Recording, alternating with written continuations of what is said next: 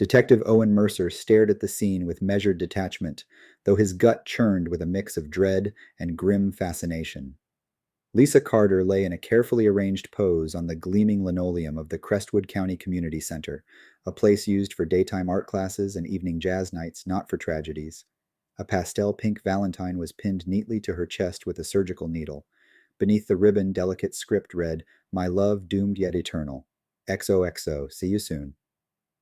The theatricality of the signature unsettled Mercer. It transformed her murder from a simple homicide into a whispered, macabre love letter. Beside the body lay scattered remnants of Lisa's personal belongings, a worn leather notebook filled with sprawling handwriting and sporadic sketches. Mercer couldn't help but pick up a page that was half poem, half diary entry, written in Lisa's own careful hand. "In the silence of our hidden trysts, I write our future in secret lines. Love, a spell, a curse, a whispered risk. Dare we cross these forbidden signs?" Her tender vulnerability clashed with the grim message now printed in eternity on her body. The investigation began with the obvious suspect, Ethan, her boyfriend, whose shattered photograph was found in her belongings. But something in Ethan's frantic denials and the precision of the crime suggested the truth was far more complex than a lover's rage. Before Mercer could begin interrogations, an unmarked envelope was delivered to the Crestwood County Police Station. Its soft, cottony pink matched the Valentine's hue. Opening it, Mercer read a cryptic rhyme. "Roses are red, violets are blue, a Valentine's gift is coming for you." There was no name, no address, only a pattern emerging as methodical and merciless.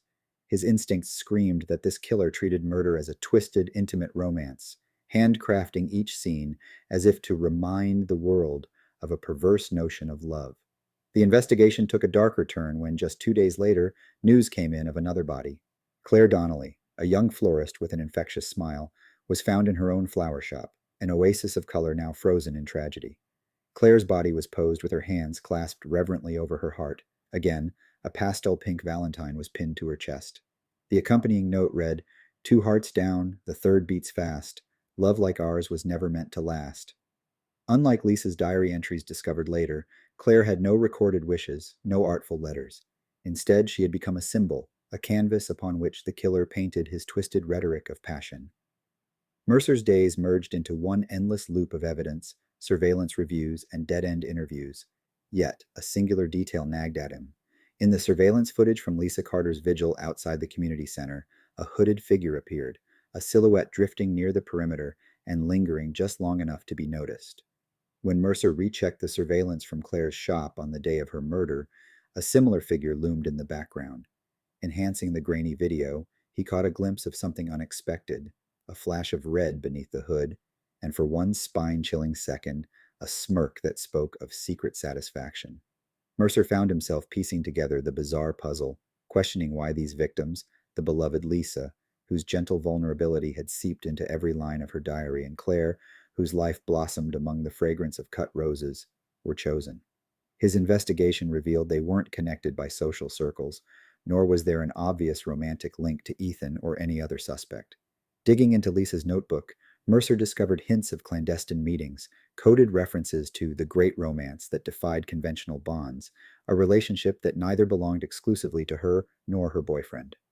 In one entry, Lisa had written, "In the margins of night, I love without limits.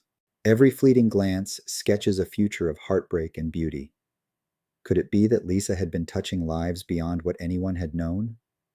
Late one evening, Mercer sat in his office, the relentless hum of fluorescent lights overhead, and reread Lisa's final journal entry, smudged with both ink and tears. "I feel a presence, tender yet cruel, a promise sealed with a rose's dew. If love is to be our fatal art, then may we part as doomed hearts." That very presence remained unanswered in the case, a mysterious puppeteer of fates, using love as an alibi for unspeakable crimes. Every detail pointed to a killer who believed that every murder was a tragic romance, each victim a muse in a cold and personal ode.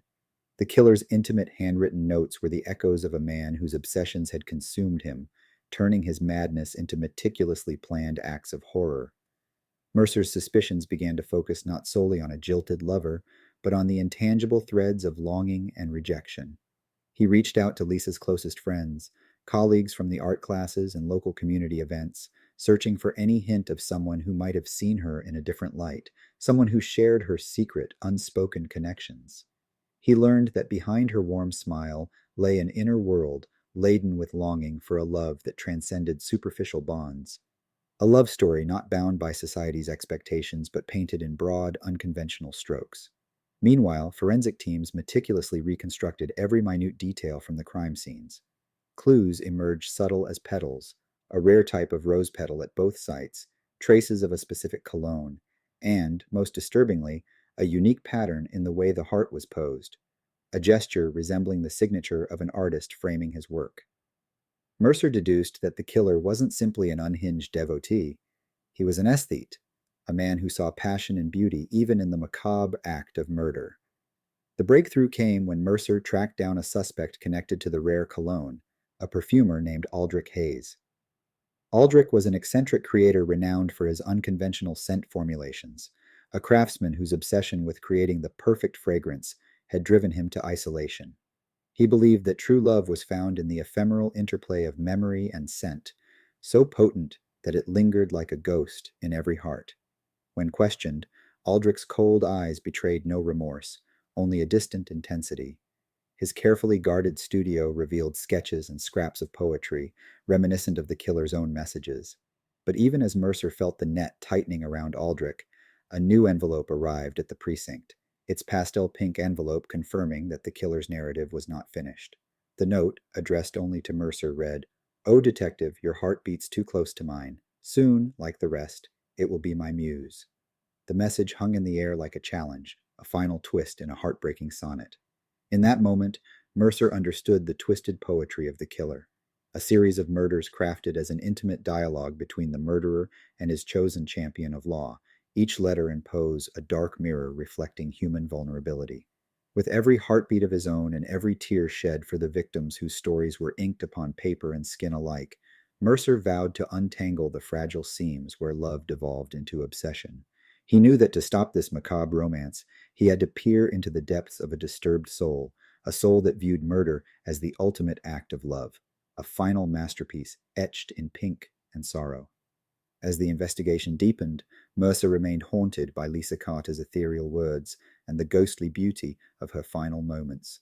In the hollow corridors of his mind, the delicate balance between compassion and duty trembled beneath the weight of a love story that had become a blood-stained elegy. And somewhere, in the blurred lines between art and atrocity, the killer waited, a silent poet, ready to pen his next verse in a language of obsession and despair.